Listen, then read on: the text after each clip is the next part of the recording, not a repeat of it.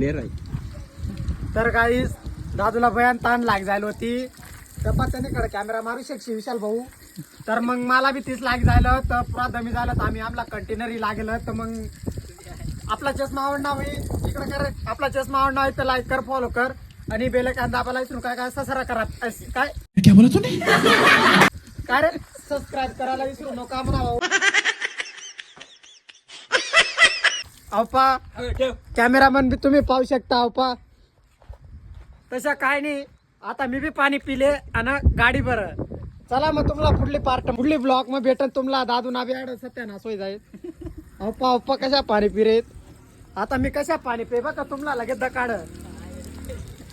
अवपा पाणी पिरेत बघा मी.